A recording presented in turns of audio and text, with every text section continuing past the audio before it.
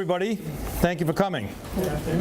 My name is David Dowd, and I'm the founder of Sell Mom's House, and I'm also a realtor with Keller Williams Realty.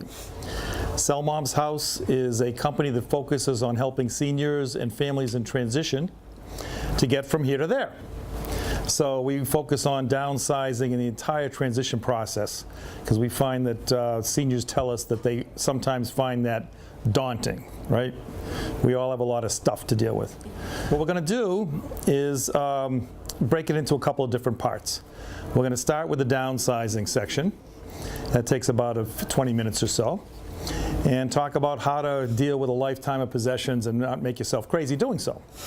Then we're going to talk about how to select a realtor and sell a house and describe the whole house selling process, which I'm guessing has changed a lot since you folks last sold a house. It is interactive, so feel free to step in. How many people came for mostly for the downsizing? By show of hands. Okay. And how many people are homeowners in the room? Show of hands. Okay, so everybody's a homeowner. Now just for the fun of it, let's just put those hands back up. And why don't you put your hand down if you've been in your home less than 50 years. Who's been in their home 50 years or longer? Everybody keep their hand up. Okay. And now maybe if you've been in your home 40 years or more. A couple of hands went down. 30 years or more. Okay. And 20 years or more. So we've got you can tell, most of us have been in our homes a good long time. And that's typical of these presentations. We try to make this non-commercial, by the way, and also explain about how to select any realtor. So we're going to get into the downsizing portion right now. And let's just get to it. Okay. First of all, I've already been over this slide a little bit. This is what we're going to cover. Again, motivations for moving, how to sell for more money, what to fix, and so forth. We want to take the task from daunting to done. People find that selling a home can be a daunting task, and it really doesn't have to be. Okay? You might have thought this was a home selling seminar, but it's really a lifestyle seminar. To us, it's all about lifestyle. And when it comes to downsizing, I want you to keep that in mind because I've run into all kinds of situations, shall I say, and sometimes I run into situations where people have been downsizing for years or say, oh, it'll take me a year or two. And you really got to think about that from a lifestyle point of view. Do you want to? We all have so many years left. Do you want to spend 3 of them really cleaning out your house and your garage and your basement? You know, we try to take that and turn it into a much more condensed time frame. So for us, it's about creating a new lifestyle, improving your quality of life, and the freedom to literally move on to a new location, move on literally. So why do people do this? Well, it could be desire. Aging in place isn't for everybody. It could be isolation. You know, if you're a widow or a widower, could be that they don't want to age in place. Could be the house just being too big. The obsolescence, big house syndrome, empty nesters, if you will. I'm an empty nester. I live in Marlborough, by the way, and our office is in Framing here. And I live on the lake, and I'm very fortunate to live on the lake. So when my kids were teenagers, we tore down the house and we built a bigger house for them on the lake. And before you know it, they're off to college, and now I got a big house. And I'm an empty nester. It's more than I need, but I'm glad I'm there. But you know, if you're paying taxes on it, if you're heating it, if your bedroom's upstairs and that's not practical for you, then it could be obsolete for your purposes. It could be necessity. Sometimes people move for health reasons or finance reasons. Sometimes we get involved with estate sales and so forth. Some of you may be here for other people just to find out about the process. And sometimes safety is an issue. I want to pause on this one for a moment because we've had situations at senior centers where they've called us in because someone's in either a hoarding situation or just a safety situation, and you want to keep your stairs clear. You want to keep your doorways and entries accessible. You don't want to put things in the middle of the corridor where you're going to fall in the middle of the night if you get up and that sort of thing. So please be aware of safety in your home, whether you move or not. You just want to keep it uncluttered. And finally, it's time to begin the next chapter in your life. This is the most common situation for us. People want to move closer to family. They want to purchase a second vacation home or sometimes move to independent or assisted living. So there's all kinds of reasons to move, but it's about lifestyle. And we find that people also find reasons to stay, and you wonder, why they're staying. Sometimes they're just, overwhelmed at the thought of moving, and that inhibits their lifestyle. So I would encourage you to realize that there's resources out there that can help you, and we go through that in this presentation as well. So let's talk about moving itself. First thing you got to do is get ready, okay? Let's just assume, I'm going to go through a typical scenario that we run into. We talk to people after meeting them at situations like this, and they might say, I want to move, let's just pick a time frame here. If they're going to move a year from now, we're going to consult to them on what their home might be worth and what they could do to downsize and so forth, and maybe introduce them to some vendors. But they might have a situation where someone's had a slip and fall, they want to move right away, or someone wants to move in with family and they're saying, you know what, if you can make this situation shorter for us, have at it. We'd like to make this as quick as possible. So and we try to work with you on your time frame. We don't want to make you crazy, but we want to get you to goal. So let's just assume that you found a place, and all of a sudden you're excited because you're moving to a condo with a first floor bedroom, or you're moving in with family, and you're saying, let's get this over with as soon as possible.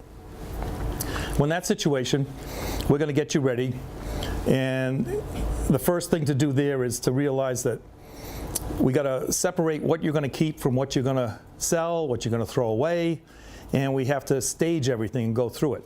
Now, when I say we, I'll get to it later on, there are resources you can hire to help you with this process.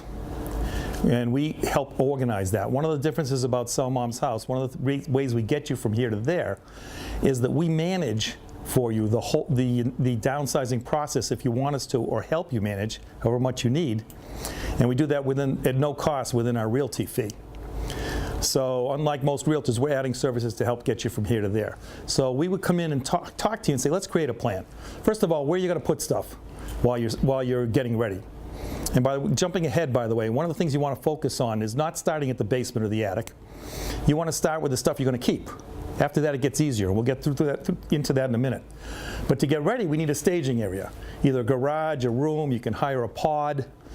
Maybe it's a couple of extra rooms, and you're going to say, okay, everything we're going to keep, we're going to put in the dining room. Everything we're going to donate, we're going to put on this side of the living room. And you kind of stage out the house, maybe your garage also, so that you got places to put things. Then you need some certain supplies, simple stuff, boxes, colored labels, pens, markers, that kind of thing. You want to manage some resources, and we'll talk to you about that. Is it friends and family that's going to help you out? We can meet with them and create a plan. But there's also vendors.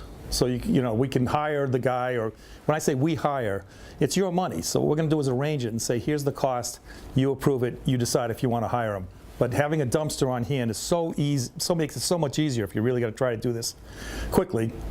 There are move managers you can hire. Those are people like professional organizers who, for so much an hour, will come in and help you actually sort things out. And they've done this before, so they're good at saying, let's get the necessities ready first, and let's pack up the box for Mary and Joe and your daughter on the West Coast. They'll handle UPS and things like that. There's also donation sites that are available. I've got a fellow that does what he calls direct charity. He'll come in and he'll help you clean out, for instance, your basement if you let him keep some of the furniture that maybe not be worth so much, and he donates it to charity and helps people out. We have appraisers that will help you appraise antiques. And we have buyers that will come in and actually buy stuff from you. So basically, summarizing this screen, we want to get ready, get the supplies we need, and begin to sort. So now we get into a little bit about how do we sort. And this is an important slide. It's kind of summarizing what I said earlier. Downsizing is a task. You got to treat it like a task, not a career. You want to get in, get out as soon as possible, right? And yet within your own constraints. Maybe you can put in 4 hours a day. Maybe you want to do every other day, half a day with one of these organizers. Maybe you don't want to use an organizer at all. Maybe you want to do it yourself. Well, fine. These are still steps you can do, but you got to really put some time frame on it. And if a month or two later you haven't made any progress, we got to sit and talk about why, because it's usually the same thing. You don't want to throw anything out, right? Well, you got to do that. So stage by category and destination, throw as you go. Try to handle things as little as possible. Honestly, if it's something you haven't used in all these years, do you really have to decide? You know, because then you're handling it again and again. That's what the dumpster's for. Use the funnel. We're going to show that on the next screen. And if you're not sure and you've handled it 2 or 3 times, then make a decision, please. So here's a way to think about your stuff, okay? It gets funneled and moved into categories. So again, we got categories: toss out, families and friends, donate to charity, sell, pictures and keepsakes, essential and useful items. You basically take everything and either chuck it or put it into a pile. Here's what's going to my new location. Here's what's going to my daughter-in-law. Here's what's going to charity. Here's what's going to the church. This pile's for the yard sale. If you're not sure, you put that aside into the not sure pile. Or maybe you're, instead of moving it, you're labeling it with color labels, right? I had a guy that used caution tape and wound it around everything he wasn't sure of. And later on, he just told the junkman, everything with caution tape, boom, gone. Because he'd been through it 3 times. And by the 3rd time, he said, you know what? I'm done sorting this. I'm never going to decide. I don't need it. We're done. So it's a cycle. If you think about it as you pick up an item, you put it in a category. If it doesn't fit in a category, it goes in the not sure. If you've gone through the not sure 3 times, it's gone. If you're disciplined about that, it kind of becomes simple, especially if you start with what you're going to keep. You know, if you start with what you're going to keep, all of a sudden the rest of that stuff just doesn't look so good. This kind of just described the categories, the essentials. So let's take the situation if you're moving to assisted living or with your daughter-in-law, right? Do they really want all your old stuff? No. In the first place, half the stuff in your house is their stuff, right, that they never got rid of from college books and stuff like that. Show of hands, who's got that situation? Okay, let me tell you how you deal with that. Kids, guess what? We're moving, finally, yay. Here's a couple lists for you. Here's what is available to the family. Here's a date when we wanted to know if we should reserve it for you, and a date when you're going to pick it up. And by the way, here's a date when you have to take all your old stuff out of here, or it's ours, and we're going to either junk it or give it away. And you have to really shake them up and get them to participate. So again, begin with the essentials. Memories and keepsakes. We're going to talk about that for a second. This is where you can treat yourself a little bit. You've got some good memories in the house. I've been joking about junk, but there's a lot of good stuff that reflects wonderful times in your life. Even if you're going to assisted living or with them, you don't want to throw that stuff away. So a good thing to do is pack up all those photos and papers from when the kids were kids and give it back to them. They'll get a kick out of it. All those Mother's Day cards, Father's Day cards, stuff like that, give it back to them. You've got pictures on the mantle, but you know, and on all your coffee tables and stuff. But in your new place, you just don't have as much shelf space. Well, you can still pack it up and maybe rotate it. You know, 2 or 3 times a year. Change your keepsakes, things like that. You don't have to throw it all away. It doesn't have to all fit, but it's got to be rationalized. Okay, giveaway items, that's pretty obvious. And you got to categorize things, again, where they go, friends, families, and so forth. And then think about the muscle to get it there, because at some point we're going to have to move this stuff. So you might want to do a yard sale, and you got to line up friends and family for that. So if you work in categories, you go through the funnel, you get there. Just a few tips here. Kitchens.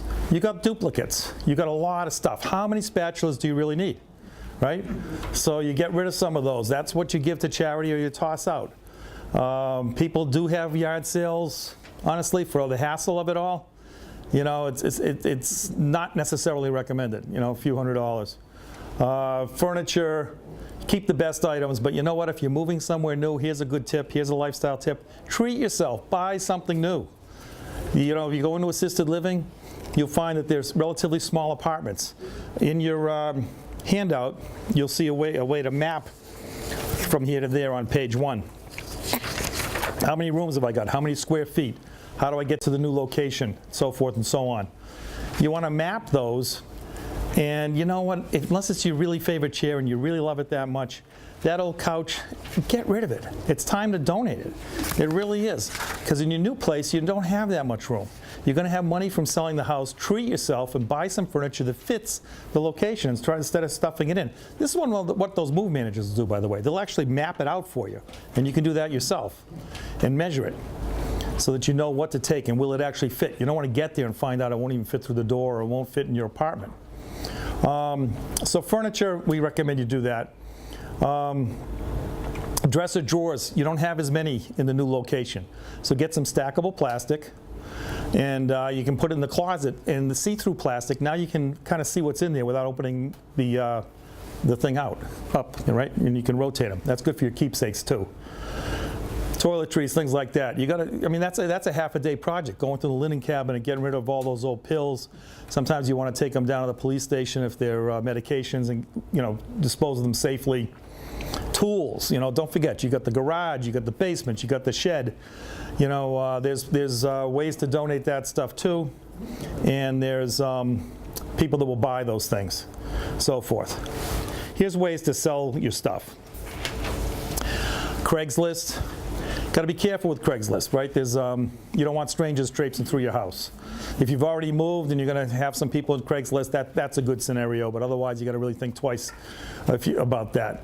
But there are consignment shops you can use for eBay, jewelry and things like that. If you're not a computer maven, then there are people that will take your eBay items on consignment and you basically split with them on some formula. Sometimes it's 50-50. Sometimes it's 70-30 in your favor. It depends on the price of the item. But they'll take your stuff, put it on eBay, sell it, and give you the money. There's estate sales, there's pawn shops, there's lot buyers. Lot buyers will come in and take all your tools, for example. Or if you've got a lot of collectibles, you want to find the right buyer for that. And then there's the yard sale option. What's a lot buyer? I mean, they buy lots of stuff. In other words, they'll say, okay, the whole garage, $300. I see. Or maybe you separate tools into one lot. You separate your collectibles into a second lot. You categorize your items, and they buy the whole lot instead of an individual item. And you tell them it's all or nothing. That way you get rid of this stuff. These are areas to manage, the things that we help you with. And then there's vendors that we help you manage with. So this is a list of the value-added services we provide at Sell Mom's House that most realtors don't. We do assessment and planning with you on how to get from here to there on the whole process. We'll help you find a destination, whether it's a condo, a smaller home, a ranch house, something with a first floor master, that kind of thing. Perhaps an over 55 community is a good choice, but we'll actually help you buy a house too. Maybe you just want to, you don't only need to sell, you need to buy. We'll help you with a vendor list and a family plan, and we'll work with the family to make it happen. And we'll manage the downsizing and sale and relocation process for you. Again, we manage it for free, but we don't do it. We don't pack your stuff, but we'll help you manage the process so that you can pack your stuff and get going quickly. And that involves, again, managing a number of vendors. And we do that too, because you don't have to do it alone. And that's one of the things that relieves your stress. When you got somebody like us managing it, or if you've got another realtor, ask them if they provide these kinds of services, because there are other realtors that help at some level, but we specialize in it.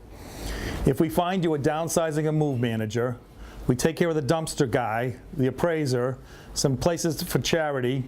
They'll actually come and pick up, unlike Salvation Army, who only wants new stuff. Everybody had that experience? They come out to give them a couch and they say, no, thank you.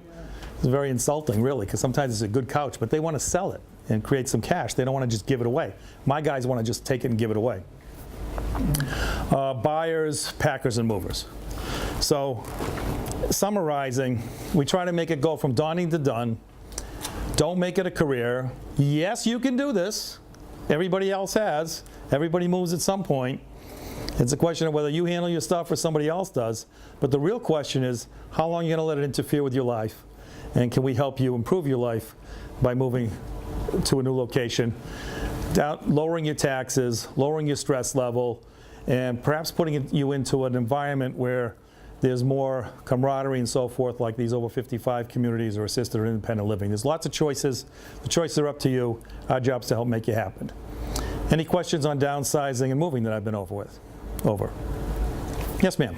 I listed my house, I believe it was maybe 3.5 years ago, well, 3 years ago, maybe 4, with Keller Williams, and none of this was available. Is this something new? Well, that's a very good question. I'll just repeat the question for those that couldn't hear it, especially the people at home. She had listed her house with Keller Williams a few years ago, and this was not available. Is it something new? The answer is it is kind of new. I sort of invented it and invented Sell Mom's House.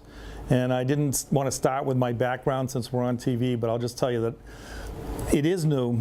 Sell Mom's House was designed to help seniors and families in transition. I call myself an accidental realtor. I want to distinguish the fact that Sell Mom's House is my company. This is one of our ads on Sell Mom's House. Okay, and we do these seminars and so forth, but our whole purpose in life is to help seniors get from point A to point B. And I recognize that there was a need for that in the marketplace. So we created Sell Mom's House to actually help seniors in transition. The first incarnation of it was to do flips and rehabs, because I came from the mortgage business. I'm an entrepreneur, have a sales and marketing background, have owned high-tech companies and so forth. But I wanted to get into flips because I was doing 10 years in mortgages. So I came from the finance side, wanted to do flips. And where do you find old houses? Well, they're usually owned by older people, right? So I decided to get into something. I had a company called Estate Joint Ventures. This is about 5 years ago. And I realized I was blowing it because most seniors have houses that aren't in that bad a shape, although we still do some rehabs. We'll get into that in a minute. Instead, most of them just needed help moving and selling their existing home. So I became a realtor, and I recently moved to Keller Williams because they have what's called an expansion team program. And so I'm adding to my staff and putting Sell Mom's House in other locations in Eastern Mass, and then eventually in other states. So that's a long-winded answer to tell you, yes, it's new. It's my company. And we provide these real estate services as a traditional realtor would, but we also provide these move services for free as part of our service. But you must charge something if you come in and help somebody. Well, actually we don't, because realtors make good money.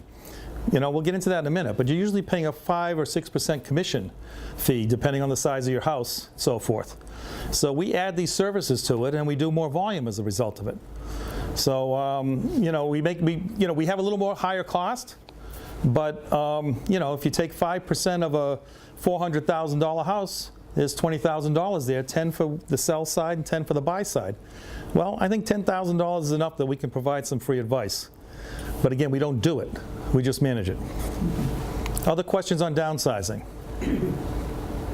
Yes, ma'am. Get involved with septic certification.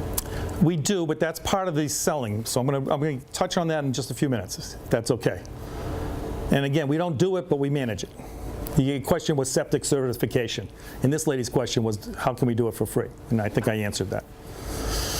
Okay, downsizing. Going once, going twice. Anybody ask me why I wear the hat? Yeah. Yes. Okay. I wear the hat as part of a branding thing. When I got into this, there's something I call the senior ecosystem, which is the fact that we're living in a wonderful age where there are lots and lots of companies and people that will help seniors. You're sitting in one. I consider the COA part of the ecosystem for seniors. And there's also just think about all the locations. You know, in top of senior centers, you've got these assisted independent living. You've got skilled nursing. You've got estate attorneys. There are geriatric care managers. Just so many places that will help seniors. I belong to a group, and I go to that group that meets once a month, and there's like 60 people in the room, and they all get up and do 30 seconds on who they are. So I started wearing the hat so people could recognize me. And I said, you know, after you just met 60 people, you want the real estate guy that helps seniors move, he's under the hat at the end of the meeting. And it became a branding thing, and people would recognize me in the supermarket. Where's your hat, you know? So a year or two from now, you may not remember this seminar if we call you and say, you're going to sell this spring, but if I say the guy with the hat, you'll probably remember it. So now it's in my ads and so forth, and that's why I wear it. It happens to be a leather winter Stetson. So it's the real deal. And yes, I used to ride horses, but I'm not from Texas. I'm from your backyard here. I live in Marlborough, and I hope you'll remember us. It's just part of a branding marketing thing. And by the way, that's a good transition. You need a good marketing guy to sell your house, right? It's all about marketing. So now we're going to talk about preparing and selling your house. And we're right on time. That took about 20 minutes, half an hour. So for those tuning in at home, we're transitioning now from downsizing and selling, downsizing to how to prepare and sell a home. Preparing the home. That's the other big excuse for not moving, is preparing the home. Oh, I got to fix the bathroom. The grout is bad. Well, how long has the grout been bad? About 10 years. Oh. So you're going to fix it just before you give it to the new guy? What if they want a different color tile, You just don't want to take forever. So when we prepare the home, it's about the condition and the marketing strategy. And what we generally recommend is don't spend a lot of money unless it's to bring something up to the level of the rest of the home. Meaning if you got one eyesore, if all the ceilings are good, but this one had a leak 10 years ago, the leak's fixed, and the thing's stained, yeah, let's paint that ceiling, even though we might have to paint the room next door, because, the leak's no longer there and it's going to look bad. Or if the rug when you walk in the house is beat, okay, and you got nice hardwoods everywhere like that. Fine. But what we don't say is don't do all the projects that you didn't live with all these years just for the new guy. They may not appreciate it. So we're going to talk about how to declutter, what to fix and what not to fix, what we do with upgrades, with the idea in mind that the goal is, and this will come as no surprise, to get the most money we can for your house in the least amount of time. Isn't that what you really want from a realtor? Get me the money and don't make me crazy. Okay. So let's assess the condition of your home. When you go home today, before you drive in the driveway, stop and look at it from the street. Despite the snow, or even because of the snow, can you also see some junk maybe popping out of the corners of the house, because there's stuff in the yard? Well, that's curb appeal. You want to get rid of that stuff. So what about the bushes and the trees? Are they just so overgrown that you can't see the front of the house as well as you should? Well, that's an easy fix. So do we say do nothing? No, but we say do inexpensive things. You want the stairs clear. You want to get the garbage cans out of the front. Curb appeal. Another good one is power washing. Power washing can really make your siding look a whole lot better, and it's an inexpensive fix. Moss on the roof looks bad. It's about $700, $500 to get that moss removed in an eco-friendly way. So that's a good fix. Curb appeal. What about the front entrance? The porch has to be appealing. If you do have a porch, if it's full of junk, that's an area to clear out first. You want that entrance to look good. That's like real estate 101. All the realtors will tell you, paint the front door, make it look good. And odors are a turnoff. I hate to tell the smokers in the room, but odors, pets, the pet lovers, we love pets too, but you know what? It can be a problem when you're selling a house. We can deal with it, and by the way, any house can be sold. It doesn't matter how bad it is. That's what rehabs are for, and that's what it is, strategies. And this is why how much you work at it depends on the strategy overall. And then finally, kitchens and baths. Kitchens and baths sell homes. Let's face it, that's where you spend most of your time. If you're going to put any time into the kitchen and bath, into decluttering and fixing up, start with the kitchen and bath. In the bath, just changing a shower curtain can make a big difference. Hiding toiletries, decluttering, getting bright light in there. Sometimes there's just not enough light in the house. Sometimes we just recommend adding a few lamps. That's part of staging. And the next slide thing says, stage the kitchen and the living room a little bit by putting away the personal items. You want to get the things off the refrigerator. I know you've heard these things before, but they're so obvious, right? All the kids' pictures and things like that. You want the new buyer to be able to walk in and picture themselves having, toast at your kitchen table and not feel like you got, your kids watching them, and plants and pets and everything else in the way. Okay, so curb appeal, front entrance, kitchens and baths, and a little bit of staging goes a long way. But this contrasts a house that's in good condition from one in need of repair. Pretty obvious stuff. When we walk into a house, if it's well organized, and you'd be surprised, the people that are the most organized are the most worried. They wait the longest. When the house is a disaster, they say, you know what, let's just sell it. We're never going to get through it. But if you walk in, it's organized and neat. The cabinets have been recently updated. When I say recently, say the last 5-10 years. Like new countertops, remodeled bathrooms, newer looking carpeting, recently painted interior, newer windows, roof replaced in the last 5 years, and a landscaped yard. You know, house in good shape, okay?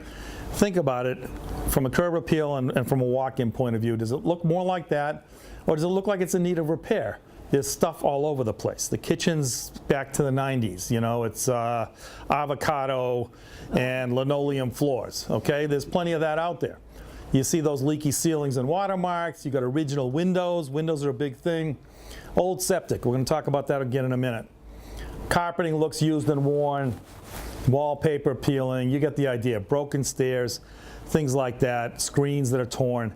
When you get one of those, boy, you know, now it's like, why bother? Because if you fix one room, the one next to it's going to look worse. I said earlier we can sell any home. We're going to have to deal with condition with price and with marketing if it's in poor condition. But if it's in pretty good condition, let's make it look great. Does it make sense, you know? Yeah. So that's what we're going to try to do. We're going to advise you on that starting now. I mean, if you're not going to sell a year from now, don't be fixing it up on your own for a year. If you don't talk to me, talk to your local realtor that you like and talk to them, or talk to a couple realtors. See who gives you what advice and contrast, and get some different views on things. And if it's not, anyway. So let's assess what to fix and what not to fix. You should consult a realty professional, okay? And again, you can have a few different ones, and you will get different opinions. Let's see. You don't have to clean the house for us. That's what this third bullet says. Realty professionals can come in and see through the junk. So I tell people, they say, well, give me a week and, you know, I'll clean up the kitchen enough so you can sit down. We don't care. We're going to come in and look at the structure of the house and then give you advice on dealing with it. So I wouldn't hesitate. And get a couple in there if you want, and hear the echoes, you know?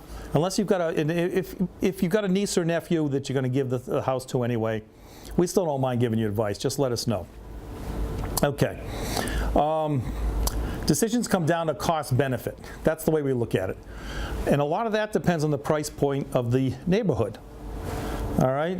If it's generally outdated, again, we're going to bring things up to snuff only if it's going to make a big difference.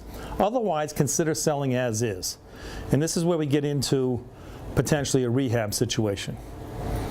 One of the things that makes Sell Mom's House different is that we got into it because of the rehab business. So I'll give you an example. We just sold a Campanelli Ranch in Framingham on Frost Street, 49 Frost Street. You can drive by it if you want, because we're not passing papers till the end of the month. Two seniors sat in a room like this. It was at an assisted living, and that was a year ago. Called me up and said, we're ready. We want you to buy the house as is because we don't want to clean it out and it's outdated. So I went over and they were right. It was outdated. There wasn't a ton of stuff. So I said, you know, you can probably get a few more dollars if we put it on the market, but then you're going to have to clean it out. You have to pay taxes for a few months. We're going to work it out. They said, no. We're going to New Horizons in Marlborough. We just want you to buy the house. Matter of fact, we have 2 other bids on the house. I said, don't tell me. Let me give you my bid. So I gave them my bid, and it was very close. And we agreed to, they said, we'd rather do business with you because we liked you from the seminar. We like the cowboy hat. And we want to just take our stuff and walk away. We want to go quickly. We want to get this done. So we agreed to buy the house, and we paid them cash for it, so there was no bank approval necessary. They didn't have to fix anything, and we wrote into the deal that they can take what they want and walk away. They were excited as can be to come back next week and take a look at it now that it's been fixed up. So we bought the house for cash. We put about $90,000 into it, and we did all the windows, the doors. We put a new roof. Any surface in that home got redone, and we took it from 3 bedrooms, 1 bath, to 4 bedrooms, 2 baths, and we put it on the market. And when you Did you expand the house? No, but excellent question. She's asking, did we expand the house? Campanelli Ranch, which is slabs. If you're not familiar with that, no basement. But they're all over Framingham. The way they call them Campanellis is Mr. Campanelli was the builder. And it had a furnace, if you can believe this, in the kitchen, built into the counter. And this is the way these were. And almost all of them, you go drive through North Framingham, you'll see a ton of them. The garages have been converted to living space, and most of them have no garages anymore. This had half the garage used up. We used that to make a master suite, and we added a bath, and we sold it in 3 days. So we put it on the market because it was completely rehab. This is how hot North Framingham is for this price point. We put it on for $379,000, and the first weekend we had, first day, 30 couples come through, or groups of people, families, and the second day 20, and we had a couple of offers and sold it right away. But that's what's called a flip. Think about it, please, not just for yourselves, but for neighbors, for other seniors. You talk to other people, the senior centers. If they're overwhelmed, their house is in poor shape, that's an alternative. You see the guys that say, we buy houses and things like that. They call those bandit signs. Well, sometimes they are bandits. You know, they won't pay enough. We're gonna explain both situations to you. But I'm gonna get to a very important point that I'm jumping ahead on. When a realtor shows up to buy your house, they should present a piece of paper that's called a mandatory disclosure. And it's mandatory that they ask you to sign it. It's not mandatory that you do sign it. But a lot of realtors skip this, and it's important for the protection of seniors. Because that mandatory disclosure is required by the Commonwealth of Massachusetts. They call it mandatory because they want it to be mandatory that we, the realtor, tell you we're here as a buyer or a seller of your house. It's not okay to say we're going to sell it, and it's only worth this much, and by the way, I'll buy it for $10,000 less because that's the Realty Commission. Now sign away your house. That's not legal. That's immoral, and that's not allowed. Okay? So when we first show up, we ask you to sign this mandatory disclosure because it's required by law. It's the only thing you can lose your license for. And I'll bet you half the realtors you call won't even bring it up. But it's important because you can't switch sides. So when that couple called me in, I said, the first thing you got to do, I really want you to sign this mandatory. Even though it's not required that you sign it, it's required that I present it. For my protection and yours, to protect my license, I want you to know I'm here as a buyer. Okay, I'm going to tell you what I think I'd get on the market for it. And there is a gap. You'd get more money, but you'd have to hold it and everything else. But I want to tell you I'm here as a buyer. So that's just skipping ahead. So you're not surprised when somebody presents this mandatory disclosure. It's for your benefit. If you sign that, are you obligated to anything? No, you're not obligated to a thing. It's just a disclosure. It just says that they told you which side of the fence they're on. Okay? Now we can upgrade later on and say, I'm going to go from a buyer to a seller. Now I'm going to sell your house. I'll have you sign a second one, and I'll list your house. Because in between, I'm going to tell you what it would be worth. We deal with out-of-town situations. We had a situation recently in Marlborough. A woman was leaving the gas on. A friend knew about Sell Mom's house. Called out of town, put me in touch with the out-of-town adult children. Now, the adult children are 60. Okay? Most of our clients are in their 70s and 80s. And I walked in, they said, we want you to buy the house. I said, you know, but here's what it could be worth. She says, I'm a former realtor. I know what it's worth. I looked it up. If you can buy it right away, we know it's like a $20,000 gap, maybe $30,000 gap in this case. She said, we just want you to buy it. We want to get Mom out of here where she's safe. And we want to do it this weekend while we're in town. Okay? So we're a solution for those kinds of situations. So if you know people in those situations, by all means, we'll treat them right. Let us know. But otherwise, we're going to get into it. I digressed, I'm sorry, into how to pick a realtor, because there's a lot of good realtors out there. You just want to be careful who you're dealing with. All right? So we got through the cost-benefit part. These are some quick do's and don'ts on fixing the yard. Do trim bushes, fix crack windows, wash the main windows. Please wash your windows, especially the front door and the kitchen window where you're looking out in the yard. Take a look at that when you go home. It may be years since you've done it. Okay? Remove old wood piles, things like that. Obvious stuff. But don't fix the septic. Don't fix a broken pool liner. And don't redo the driveway. I'm going to talk about septics. This young lady asked about septics. In Sudbury, everything's a septic system. In Northborough, I think it's a mix, because I just sold one around the corner here on Edmonds, and it was town sewer. Septic, for those that don't know, is where the sewer goes when you flush things down the commode or whatever. Okay? And they have an effective life in most cases of 30, 40, 50 years. If you pump them, please pump them every other year. And if you've got a big family, pump them every year. If you haven't pumped them in years, you really should do it soon, because that removes the solids and extends the life of the septic system. Replacing one can cost between usually maybe $7,500, but usually $10,000 to $25,000, and sometimes more. So the question she asked is do we get involved with that? We don't do it, but we've got vendors that will test and fix. But one of the great things that people don't know is that you can sell a home with a bad septic. But you have to price it down, you have to tell the sellers about it, and the seller's bank will allow them to close as long as you've got 3 quotes on a new septic on a plan that's approved by the town. So you're going to spend about $2,500 to get a plan approved by the town, and that money you should spend. Then it might be a $25,000 fix. Let's say it's a $20,000 fix. The bank's going to say, okay, it's a $20,000 fix. I'm going to say, we priced the house down by the $20,000. Now, we're going to close and withhold some money from you, the seller, until it's fixed, and then they're sure it gets paid. So the long and short of it is it can be done, and it can be done without you taking money out of your pocket and without the seller taking money out of their pocket. And there's a little bit of a subtlety of the buyer. There's another little subtlety to that, in that we can basically effectively, even though we decided we priced it down by $20,000. Let's say it's $400,000, but we agreed on $380. Let's write the paper back at $400 instead of $380, so that the buyer can finance it into the house, and you get your money and they get their money, and it all works. They get their new septic. So there's different ways to do it. One more question in the back. Yes, sir. If there is a good septic system, Yep. who pays for the Title V Test.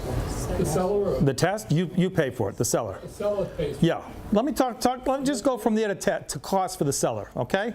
Cost for the seller, Title V, all your fix up and clean out, that kind of thing. Smoke detectors. Smoke certificate is your responsibility. I've got another vendor that will come in, make sure they're up to snuff for you and fix them. And you have to then pay the, maybe cost you $300-400 to upgrade them, if necessary. Then you pay the fire department, and they actually come out with the truck and the boots and the whole thing. It's quite a production. And they test them all, and they tell you if it's wrong, and otherwise for $50 or $20, depends on the town, they give you a smoke cert. You got to do all that. You got to pay any back taxes, pay your final water bill, stuff like that, and an attorney. You should have an attorney. So all in this taxes. So all told, it costs you really between $3,000 to $5,000 to sell, in addition to the realty fee. Hope that answers your question. But yes, smoke. The big things are smokes and Title V. Yes, ma'am. If you're not sure when you might actually move, Where? how Yeah. long does a Title V inspection last? Excellent question. The question is, how long does a Title V inspection last? And I believe it's a year, but I couldn't swear to that. So I can check on that for you, and if you want, I'll email you on it, but I believe it's a year. The Title V is good for a while. And by the way, what if it fails? This is why people don't test it, because if it fails, then you've got a year to fix it according to the town. Okay, and they're a little flexible on that, but after a year, they'll start chasing you. So if people are going to move 3 years from now, they may not want to test today, because it could trigger, the clock ticking. Okay, but don't fix the septic, don't redo the driveway, don't do major expenses, including sometimes painting the house. Now, sometimes I'll say paint the house if everything else is great, because again, it brings it up to the right level. But it costs $5,000 to $10,000 depending on the size of the house. Do you really want to spend that money? Sometimes we can price it in. So it's really a strategy thing. Interior do's and don'ts. Do professionally clean the house. Put away the clothes. Remove the clutter. Yes, even if you're not going to declutter the whole thing, even if the garage is going to stay stuffed, people understand that the garage is going to fit the car and that the basement's the basement. But what you really want to do is make the living area such that they can at least move around. So I do say declutter, get your clothes off when we're showing the house, things like that. Make your kids be neat for once in their life. I'll sit down and tell them how important it is. Really, I'll talk to your kids, even the adult kids. You'd be surprised at situations we get into. I'm a therapist too, by the way. That comes with the job. okay? Polish the wood floor, the wood furniture, remove 1 or 2 rooms. If the wallpaper is really falling down, it might be worth stripping a couple. We'll advise you on that. And because we do rehabs, we have people that will come in and do this stuff for you at a reasonable price. Maybe perhaps replace a carpet or 2. So those are do's, but don't remodel the kitchen. Don't refinish the floors. People can picture that they'll be shined up. It's a big deal to redo them. It's not so much the cost, but the disruption. And there's some judgment calls. So think about return on investment. We'll be glad to advise you on that stuff. Okay. So if it's in good... Excuse me. Yes, ma'am. Do you do, I mean, I don't know if I missed this at the beginning, but Okay. would you come into a house and give ideas without any binding? Oh, yes, yes, with pleasure. And let's just make that clear. The question was, will we come in and tell you what's going on and give you advice? Yes, that's part of the job.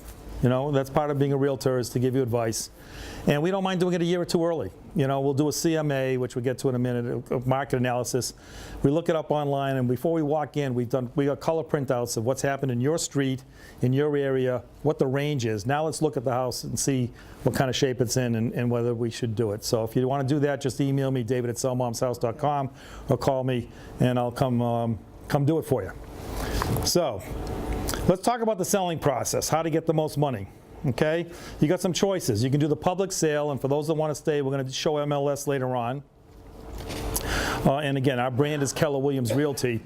There are studies that show that the buyers really don't care who signs in front of the house. If it's Keller Williams, Century 21, Remax, they want the house. So what you're really buying is the individual realtor. We'll get to that a little bit more in a moment. But marketing and MLS make all the difference. Where do you think buyers find homes today? Anybody want to answer that? On the MLS and the internet. Did you say the internet? Okay, on the internet. MLS feeds the internet. One of the reasons I joined Keller Williams is they got ways to force your home onto all the sites, not just some of the sites. And there's a little trick they do there. I love this. When you go to look on Zillow or any of the major sites, Redfin. They got 3 realtors next to it, right? Those realtors are paying for being there. So what can happen is people can call that realtor and they'll say, oh yeah, a ranch in Framingham, but I got a nicer one. Let me take you to that one first because it's their listing. When I list your home, Keller Williams puts my face right next to it. And Zillow hates this because we don't pay for it. They got an internet way to make it happen. And when they call about your house, you can be sure I'm going to show them your house. So that's another advantage. But as I was saying earlier, there's other good realtors out there. You want to gain the exposure, and that's why you don't want to do the FSBO thing, which is a private sale here. So I'm going to skip those slides because we're running out of time. But there's studies that show the FSBOs for sale by owner don't really get you more money. Usually the buyer wants to put that in their pocket, but the real thing is about exposure. You know, you got a big buyer pool. We want to reach them all. And then there's the private sale option. We talked about that earlier. That's the flip, where we'll come in. And by the way, one of the advantages of the flip is there's no realty commission. So if we're buying it from you in a private transaction, there's 5% savings right there. And then you got the added hassle advantage of not having to clean out the house. And you got probably 4 or 5 months of taxes and utilities saved by us not doing it. So even though there might be a $20,000, $30,000 gap, which turns out to be our profit, at the same time, you're not paying the realty fee and you're not paying others. And we can show you both sides. There's a pre-sale consultation. That's what this young lady asked about. Yes, we'll come ahead of time, talk to you about what to fix, what not to fix, talk about price. We come in with a CMA, comparative market analysis. We want to look at everything on your street going back 3 years. Not only your street, the streets next door. Because we just want to know your neighborhood. I hate when somebody says, well, what about the house down there? I should have known that before I walked in the door, right, if I did my homework. All right, but everything else is 6 months. So we look at your neighborhood for 3 years, but we look for the last 6 months, what sold in 4 or 5 different views till we get the same echo, the same price from both. So we'll look at square foot, we'll look at bedrooms and baths, we'll look at maybe just colonials if you're a colonial, just splits if you're a split, and we'll come up with 3, 4, 5 different views of the market and tell you what's how it looks. Then we come up with an aggressive sales and marketing plan, and this is something a realtor should do. You know, some of the busiest realtors are not necessarily the best. You might see this sign all over town. It depends if they're going to give you their personal attention or not. Most of us work in teams. Part of my team's here today because what I'm mostly doing is assessment, strategy, pricing, negotiation, and I do a fair amount of open houses, but I've got too many houses. So I've got team members that help me with the open houses and the buyers. But when it comes to negotiating your deal, we work as a team, and I'm there, and I make sure that the negotiation goes right and that you win. But you need an aggressive sales and marketing plan, and you should be able to articulate that for the customer. And so we will do that for you. If they say, don't worry, I sell more houses than anybody in Northborough, that may not be a good enough answer. You really should have somebody that's going to explain what they're going to do. Because when you sign a contract for a listing, you're giving it up for usually a year. They usually ask for a year. Usually a year, 6 months anyway. Well, it's negotiable, but you know. And you can't withdraw that either, can you? You can withdraw the house. The question is, can you, it's a two-part question, really. How long does the contract last and can you get out of it? It's negotiable how long it lasts. We generally don't do anything for less than, I'll say 90 to 3 to 6 months, but usually 6 months. Because it takes an investment on our part to make the whole thing happen, and we don't, you know, in average days on market take a while. Yes, you can take the house off the market, but no, you can't really cancel the contract. All you can do is withdraw the house until the contract expires. So you want to make sure who you're getting in bed with, so to speak. Yeah. Now, let me just tell you that the average days on market, if you're going to divert for a minute, we're in Northborough, right? Northborough statistics. Last year, 77 homes sold in all of Northborough, believe it or not. Only 77 homes ranging from 155,000 up to 950. I was surprised there were no $1 million homes sold. As I stand here today, there are 27 homes, excuse me, I'll get to that in a minute. 18 homes under agreement. That means that they're sold but not closed. 18 of them. And those are on market an average of 96 days. To that point about how long should a contract last. 96 days on market. The average sale price on the ones already sold is $200 a foot. The average, so it's very easy for you to go home and figure out how much your home is worth if it's average, only if it's average. Now don't go by this. But if it's average, it would sell for $200 a foot. So if you got a $2,000 square foot home, 2 times 2 is 400,000. You'd want to list it for a little higher to allow some negotiation. Now, that's the average home. If yours is super nice, maybe it should be $450, $495. But it gives you some idea, about $200 a foot. At this moment, there's 27 homes on the market today in Northborough, 27 homes. They've been on market for 152 days. I just told you the average days on market for those under agreement are 96 days. Think about that. Under 100 days for those that are already under agreement, but 152 for those on market. What does that tell you? They're in worse shape, or they got worse realtors, or the owners were a little greedy and the pricing's up too high. Well, these others under agreement got under agreement right now. So it's not the time of the year, with all due respect, you know. And anyway, those are listed for $221 on average, a little bit higher, again, for negotiation. Usually, if we expect it to sell for $400, we want to mark it up by about 5%.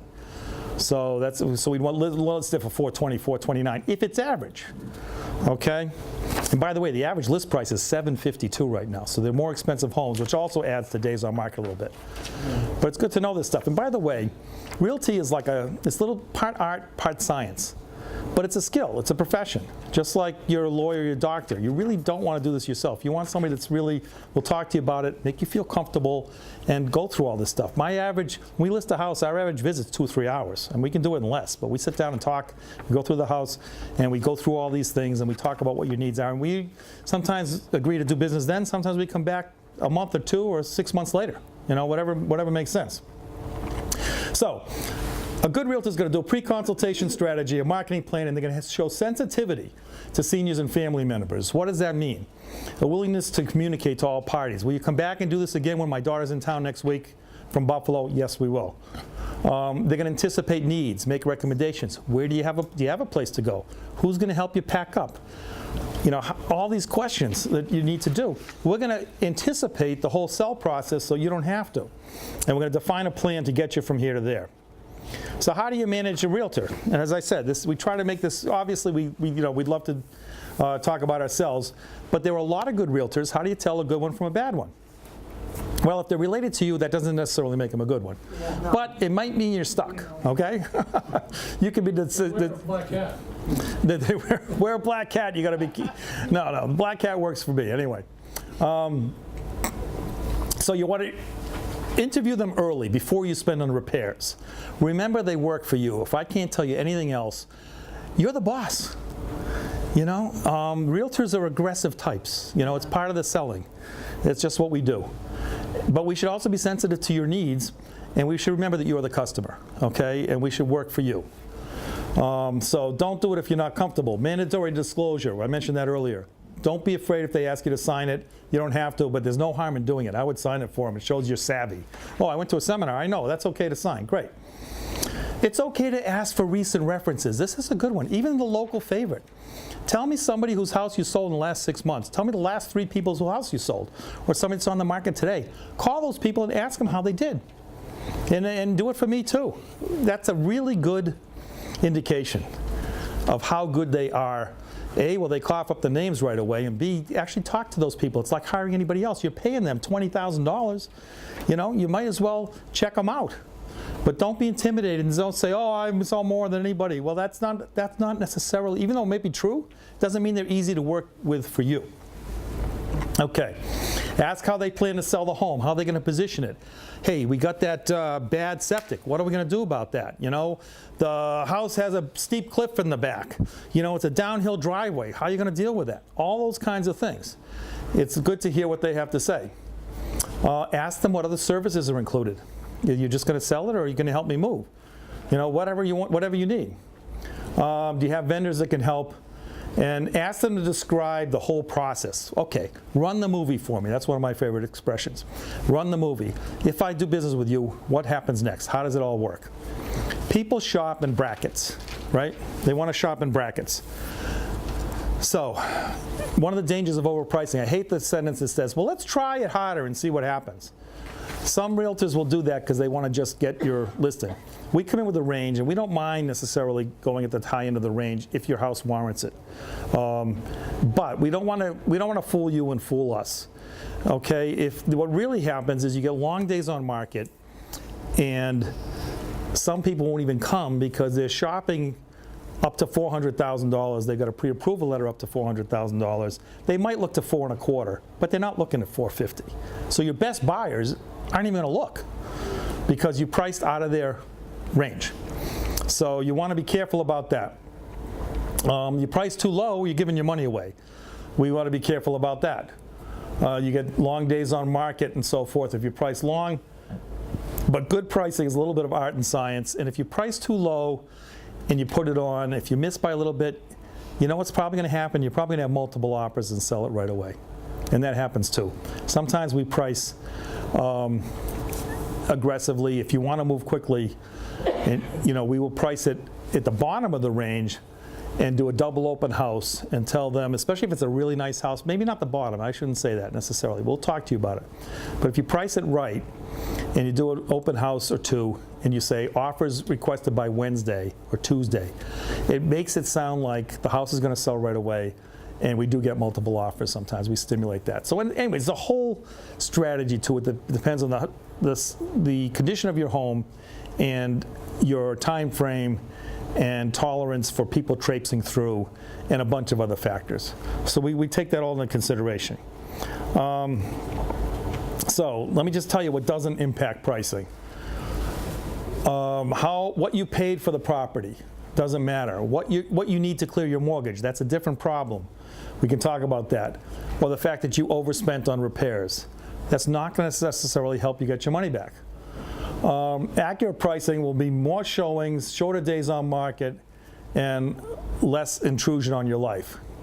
But here's what buyers really decide on: location, design, amenities, and condition. Location, design, amenities, and condition. I want to be close to within a half an hour of work. I want it in a walk-in condition, or I don't mind doing some fix-ups, but it's got to be good enough so I can move in at least, that kind of thing. And really, competing properties. Competing properties. When we do our CMA and we say, here's what's sold, we also show you that same view for here's what's on the market.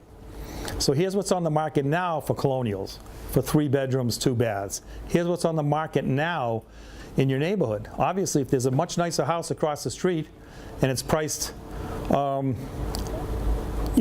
than what you're asking for yours, maybe you should wait till that sells. And that's a viable strategy. Let's wait till that's off the market. Let's decide now to do business. Take your time cleaning up. That one's probably going to sell fast, and we'll come back at it. So we want to take into, because the buyer's out there saying, honey, we got $400,000. Let's see what's in our range. And they're going to go look at them all. And then that's a really question of competition. How does yours stack up? So you interview realtors. You sign a listing agreement. You discuss the fees. There is no standard fee. I'm going to save you from that question. The fee's negotiable, but most realtors in this area for a decent-sized house charge 5%. That's the most common, but it's not fixed anywhere. They prepare your listing. Now, that's a lot of work. We take photos, over $500,000. We usually bring in a professional photographer. I'm a good amateur photographer. I'll show you all the listings I've done. And we'll decide. Sometimes we use both. A good indication of how good your realtor is, or how lazy they are, is to take a look at their existing listings. MLS allows you to do 30 properties. We always put up 30 or 28 or 29 if we can't get enough. Even if it's a small house, we'll show you a living room from this angle, this way. 3 pictures of the same house, because why not? Why not show it in its best light? It amazes me when you've got homes that are even in the $700,000 to $800,000 range with 10 photos.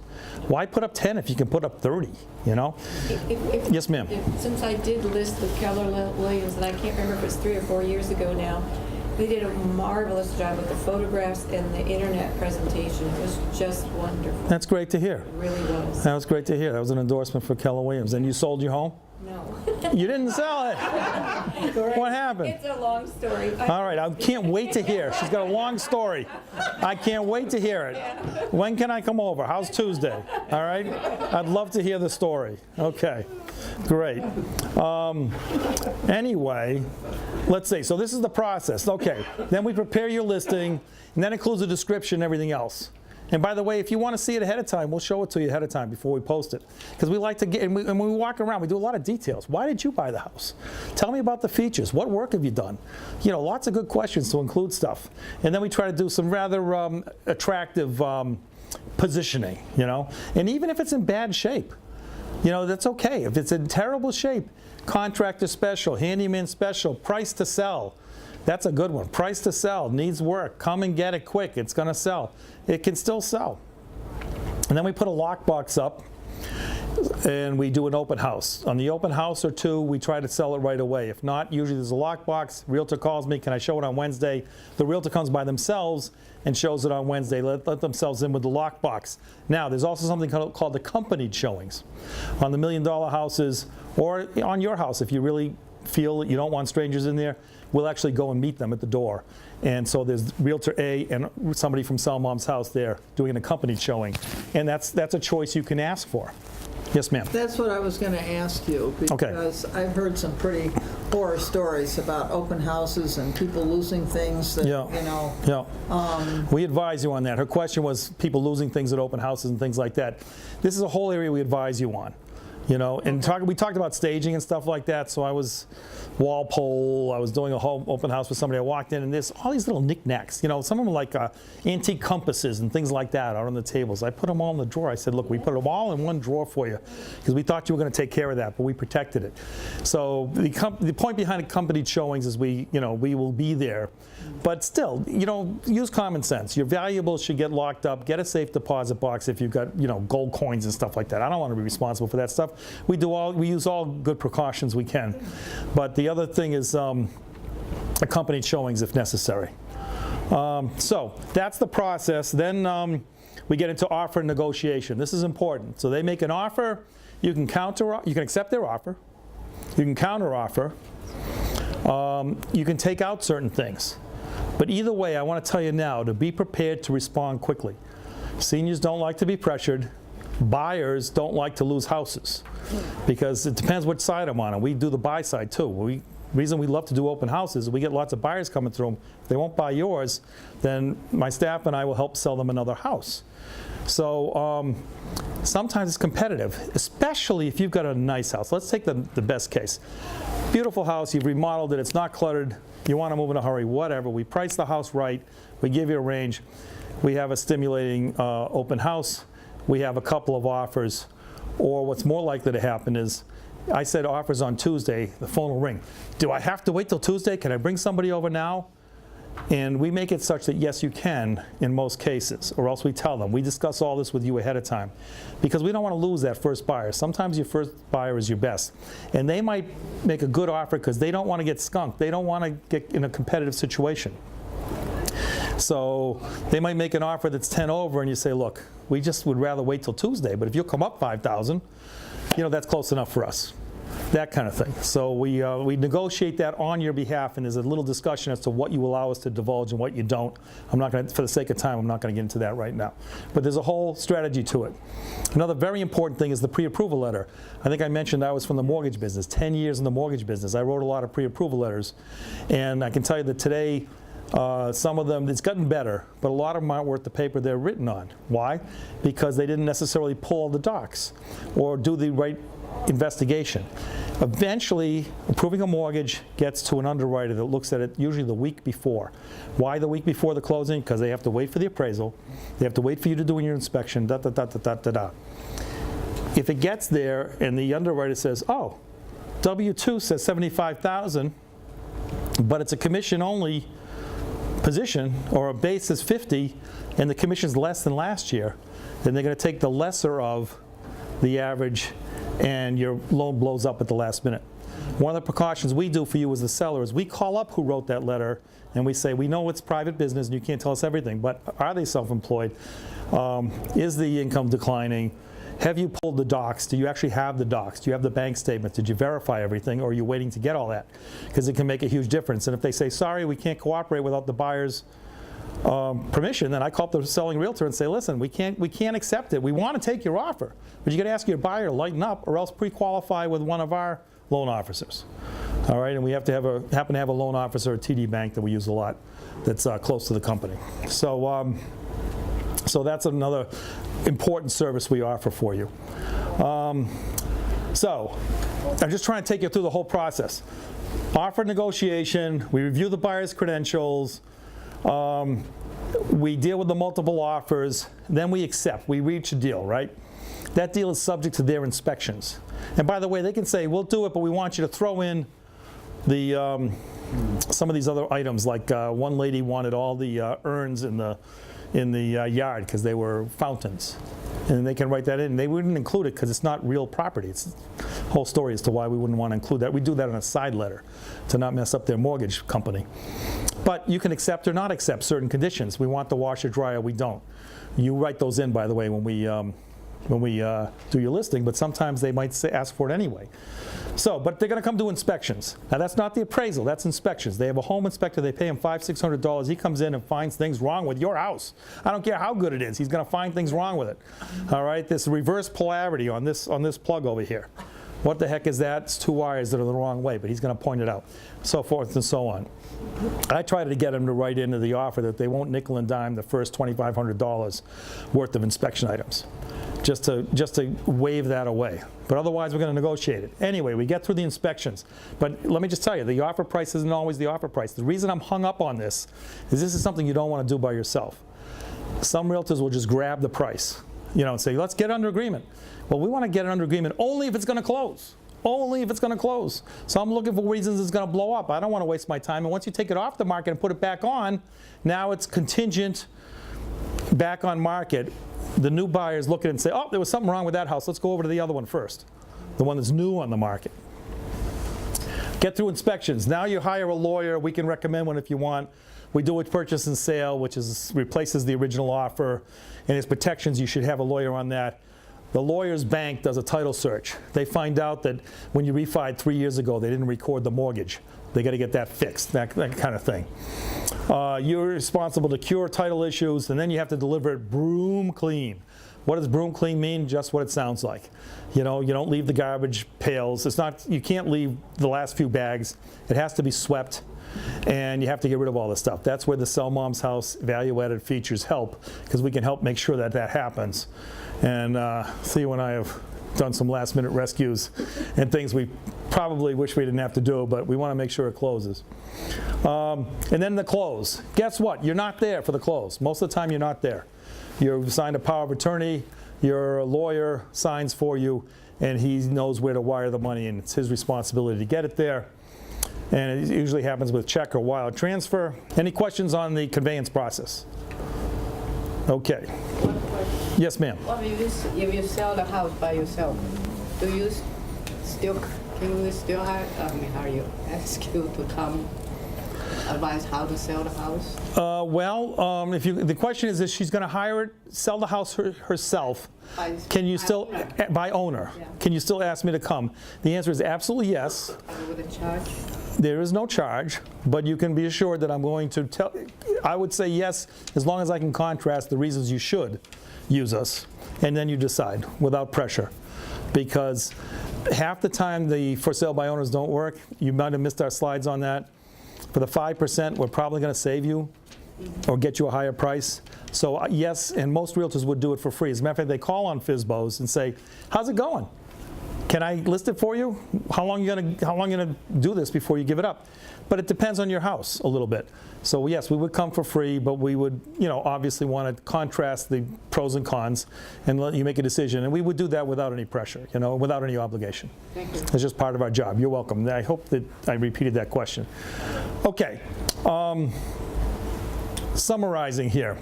Okay, your home environment is a large part of your lifestyle. Remember when I said at the beginning it's about lifestyle? Think about that. Selling a home is a stressful thing. It disrupts your lifestyle. You want to work with a professional that's going to make that process easy for you, and you want to do it in the least amount of time and get the most amount of money. It's pretty simple, but it's about lifestyle, and partly on selling your home, but also partly on the downsizing and partly on where you're going to go and having a smooth process. Your home's usefulness evolves with your life. Sure, you needed 4 bedrooms originally, but do you need them now? And it was not a problem getting up the stairs originally, but you can see the day when it might be, that kind of thing. Clutter can be dangerous. Avoid clutter, even if you're staying in your home, please. There are people to help you with that daunting task. We at Sell Mom's House do it, but there's also move managers and others whose profession it is to help you organize and move. And by the way, they'll help you organize even if you're going to stay. A good realtor should address your lifestyle goals and the current situation. We're delivering a solution. That's the way we look at it. That's the big attitude switch with Sell Mom's House. Anybody can sell a house if they're half decent at it. Selling the house is the easy part. Helping you transition your lifestyle is the harder part, and being sensitive to your needs. So a good realtor should do that. Everybody loves this one. You're the boss. You're the boss. The realtor works for you. So keep that in mind, and don't let them bully you or make you do something you don't want to do. Don't be a slave to the house or the past. You don't want to spend 3 years doing this. You really don't. You can have a consultation now, even if you're not sure if you're going to sell or not. That's fine. And you may not sell for 3 years, but you might want to declutter now and improve that kitchen if you're going to stay and enjoy it, or the bathroom, or whatever. But don't be a slave to the house. Don't waste your time. Our customers, after they move, the most often comment is, we should have done it years ago. Yeah. We're sorry we waited so long. We're glad we came to your seminar. And my final comment is, it's a task, not a career. So get done with it and move on.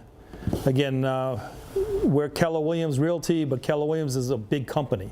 They happen to be the largest realtor by head count in the entire country.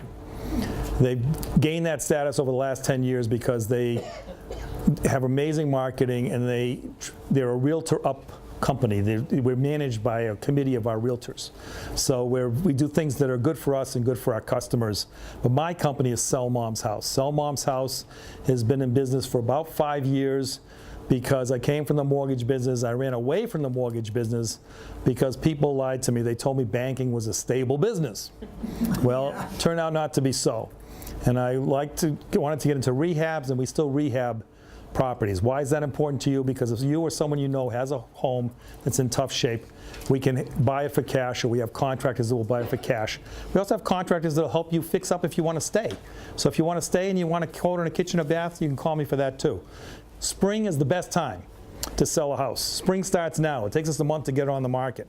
So it's a wonderful time to be considering selling your home, and prices are good here in Northborough and the general area. So I'd encourage you to talk to us and let us come out and at least give you some information. Information is power, right?